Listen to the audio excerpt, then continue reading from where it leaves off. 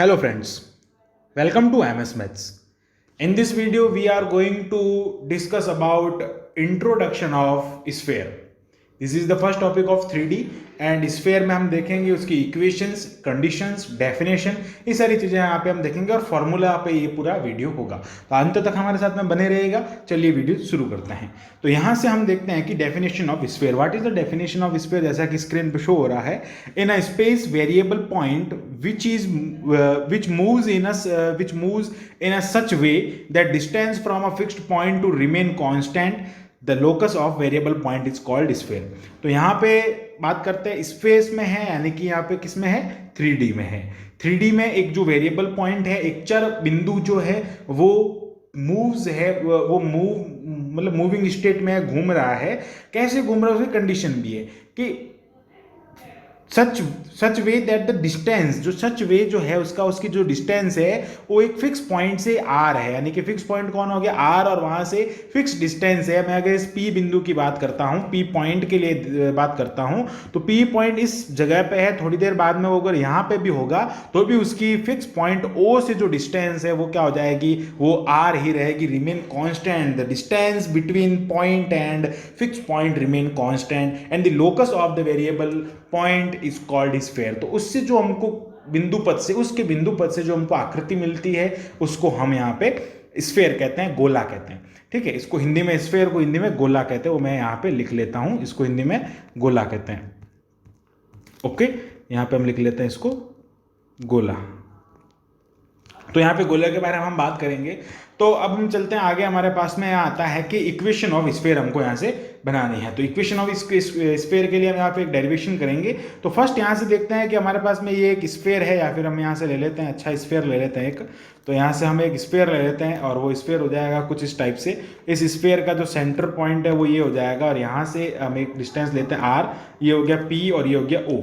ओ के कोऑर्डिनेट की बात करते हैं तो वो ए कॉमा बी कॉमा सी हो जाएगा। ओ जो है वो ओरिजिन पे नहीं है, ऐसा हम लेट कर रहे हैं, ए कॉमा बी कॉमा यहाँ से सी हो गया ये, और इसके जो कोऑर्डिनेट है वो एक्स वाई जेड हो गए।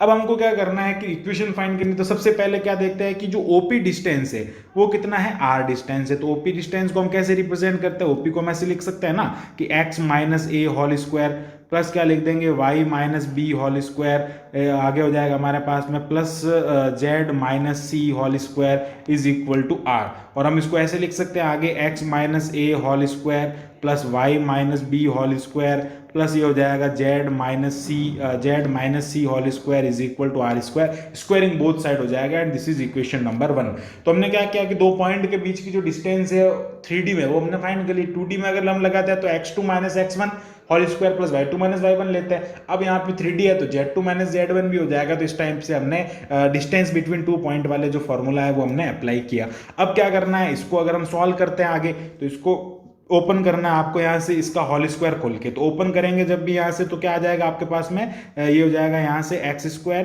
प्लस ए स्क्वायर प्लस ये हो जाएगा 2ax, ये आ गया आपके पास में इसका होल स्क्वायर। अब मैं कलर चेंज करके लिखता हूँ यहाँ से नेक्स्ट के लिए आ जाएगा यहाँ से आपके पास में वाई स्क्वायर, सॉरी यहाँ पे माइनस होगा, यहाँ पे ये यहाँ पे माइनस हो जाएगा। ओके, देन ये हो जाएगा y square plus b square minus 2by।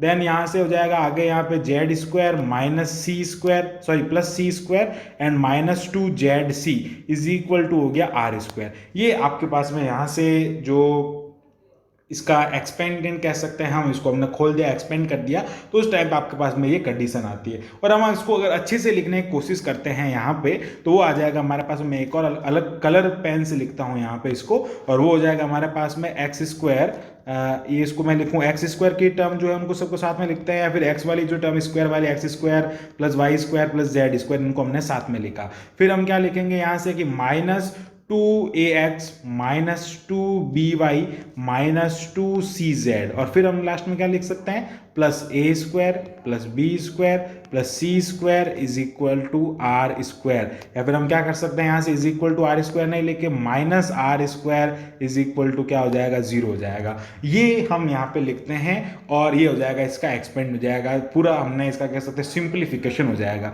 तो इस इक्वेशन को हम कह देते हैं इक्वेशन नंबर 2। तो इक्वेशन नंबर 2 में हम कुछ चेंजेस करते हैं। इस इक्वेशन को देख लें आप ध्यान से। हम चलते हैं नेक्स्ट स्क्रीन पे।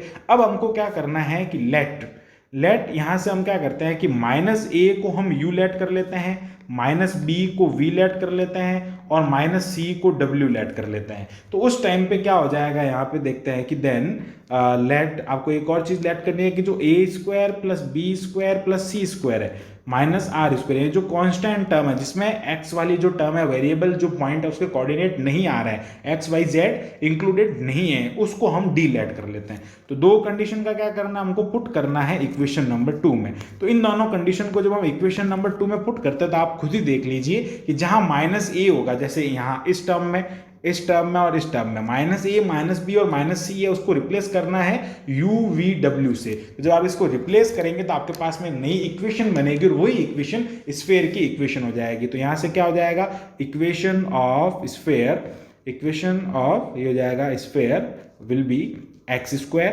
Plus y square plus z square. ये तो सिमिलर रहेगा, लेकिन आगे क्या हो जाएगा, 2ux प्लस 2vy प्लस हो जाएगा 2wz एंड आगे हो जाएगा हमारे पास में d is equal to 0। This is the equation of sphere. ये हमारे पास में स्फेयर की जनरल इक्वेशन आ जाते हैं, इसको हम इक्वेशन नंबर 3 कह देते हैं। ओके, ये यहाँ से सिंपल है बहुत ही। हमने यहाँ पे ओपी का फॉर्मूला लगाया, उसमें हमने डिस्टेंस फाइंड की, डिस्टेंस फाइंड करके उसको एक्सपेंड किया और यहाँ पे माइनस ए माइनस बी माइनस सी को रिप्लेस किया u v एंड w, और जो कांस्टेंट टर्म है a square plus b square plus c square minus r square is equal to हमने डी यहाँ पे पुट किया। नेक्स्ट टॉपिक हमारा यहाँ पे आता है coordinate of centre and radius of sphere. तो कोऑर्डिनेट ऑफ सेंटर की बात करते हैं तो सेंटर क्या होता है, देखो सेंटर जो है, अगर हम स्फीयर की, इस स्फीयर की बात करते हैं तो यहाँ से जो सेंटर आ रहा है वो क्या है, ए कॉमा बी कॉमा सी। तो यहां से अगर हम सेंटर के कोऑर्डिनेट लिखते हैं तो ये हो जाएगा कोऑर्डिनेट ऑफ सेंटर। तो कोऑर्डिनेट ऑफ सेंटर अगर हम यहां से लिखें स्फीयर के लिए तो वो आ रहा है ए बी सी। बट इस इक्वेशन के लिए बात करें, फॉर दिस इक्वेशन, तो दिस इक्वेशन की जो इसके जो हमारे पास में जो कोऑर्डिनेट आएंगे उसको हम रिप्लेस किससे कर रहे हैं, देखो ए को हम माइनस ए को हम यू से रिप्लेस कर रहे हैं, फिर माइनस बी को वी से रिप्लेस कर रहे हैं। तो इसी टाइप से क्या हो जाएगा, ए की जगह पर हम माइनस यू पुट कर लेंगे, यानी यहाँ पे क्या हो जाएगा, हमारे पास में जो इक्वेशन आएगी इसकी वो हो जाएगा, यानी कि जो कोऑर्डिनेट ऑफ सेंटर है वो हो जाएगा हमारे पास में minus u minus v and minus डब्ल्यू। बिकॉज हम यहाँ पे इसका उल्टा हो जाएगा, जैसे हम v को माइनस ये लिखते थे माइनस वाई, नहीं सॉरी, हाँ यहाँ से हम जो माइनस बी होता था उसको हम क्या लिखते थे, v लिखते थे, u लिखते थे माइनस a को। तो ऐसा हम क्या कर सकते हैं, b is equal to minus v नहीं लिख सकते क्या, तो हमने उसको वापस रिप्लेस कर दिया, उल्टा कर दिया एकदम पूरा का पूरा। तो वो हो जाएगा यहाँ पे इसके कोऑर्डिनेट। ओके, तो minus v minus u minus डब्ल्यू जो होते हैं वो इस इक्वेशन के लिए स्फीयर के कोऑर्डिनेट हो जाएंगे, because this is the general equation of sphere. अब बात करते हैं यहां से कि जो रेडियस ऑफ स्फीयर है वो क्या होगा। अब रेडियस की बात करते हैं तो वापस इस कंडीशन में आता है कि ये वाली इक्वेशन को हम वहां पे लिखते हैं। मैं यहाँ पे लिख लेता हूं फ्रॉम इक्वेशन नंबर 2। तो क्या हो जाएगा, a square plus b square plus c square minus d square is equal to r square. अब यहां से आपको r फाइंड करना है तो क्या हो जाएगा, r is equal to root of a square plus b square plus c square minus d square. But हम यहाँ पे a को किससे रिप्लेस कर रहे हैं, u से रिप्लेस कर रहे हैं, b को किससे रिप्लेस कर रहे हैं, v से, और c को किससे रिप्लेस कर रहे हैं, w से। तो है माइनस c को, c क्या हो जाएगा वहां पे माइनस w हो जाएगा, और a क्या हो जाएगा minus u minus v minus w हो गया। तो यहाँ पे क्या हो जाएगा, उसका स्क्वायर हो जाएगा और माइनस पॉजिटिव में चेंज हो जाएगा। तो ये हो जाएगा u square plus v square plus W square minus ये हो जाएगा डी स्क्वायर। तो ये आ गया हमारे पास में रेडियस ऑफ स्फीयर। ओके, अब चलते हैं हम आगे कंडीशंस के बारे में। तो कंडीशन, स्फीयर की कंडीशन समझने के लिए आपको क्या करना पड़ेगा, पहले जो सर्किल की जो कंडीशन होती है और उसकी जो इक्वेशन होती है कॉनिक से, वो हम यहाँ पे फाइंड करेंगे। तो फर्स्ट हम लिखते हैं कि जो general equation of conic in 2D, तो यहाँ पे हम लिखेंगे general equation of conic in 2D। General equation of conic in 2D। तो 2D में देखो सर्किल जो होता है 2D में होता है, और जो 3D में कौन होता है, सर्किल का ही अपोजिट। उसमें 3D में सर्किल का ही कह सकते हैं हम शक्ल जो होता है वो स्फेयर होता है। तो ऐसे हम देखते हैं कि जो 2D में जो इक्वेशन होती है, जनरल इक्वेशन, वो होती है ax² प्लस by² प्लस आ जाता है हमारे पास में 2hxy plus 2gx plus 2fy plus c is equal to 0। अब इसमें हमारे पास में सर्किल की अगर कंडीशन की बात करें, दैट कंडीशन ऑफ सर्किल, तो वो कंडीशन हमारे पास में आती है कि a is equal to b होना चाहिए, पहला सर्किल की बात कर रहा हूँ। फिर क्या हो जाएगा, h इज इक्वल टू 0, और आपके पास में क्या होना चाहिए, g² plus f² minus c जो होता है वो ग्रेटर देन क्या होना चाहिए, 0 होना चाहिए। तो ये कंडीशंस जो होती है वो होती है सर्किल के लिए।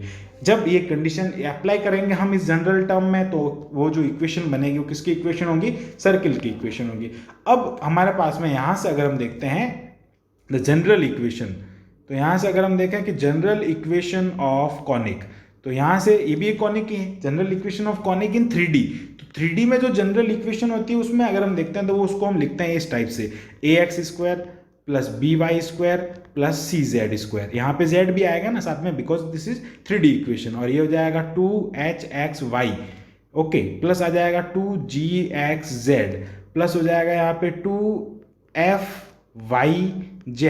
फिर आगे हो जाएगा यहाँ पे प्लस में, फिर आगे लिखेंगे हम यहाँ पे 2ux, ये हो जाएगा 2, इसको हम क्या करते हैं आगे लिख देते हैं, इसको इस पूरी इक्वेशन को अगर हम चाहें तो आगे लिख लेंगे। यहाँ से मैं इसको कट कर लेता हूँ, यहाँ से हमने इसको कट कर लिया है, हम इसको आगे लिख लेते हैं। तो आगे हमारे पास में जो इक्वेशन है कॉनिक की वो मैं यहीं पे लिख लेता है कि ax² प्लस हो जाएगा by² प्लस हो जाएगा z भी आएगा यहाँ पे, ये हो जाएगा cz², फिर हो जाएगा प्लस 2hxy प्लस हो जाएगा यहाँ पे 2gxz प्लस 2fyz, एंड आगे आ जाएगा हमारे पास में plus 2ux plus 2vy plus 2wz plus d is equal to 0। ये जो होती है वो जनरल इक्वेशन होती है कॉनिक की 3D में।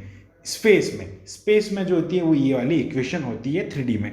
अब यहाँ पे कंडीशंस की बात करते हैं, तो कंडीशन क्या हो जाएगी कि सर्किल में जो होता है वो a is equal to b होना चाहिए।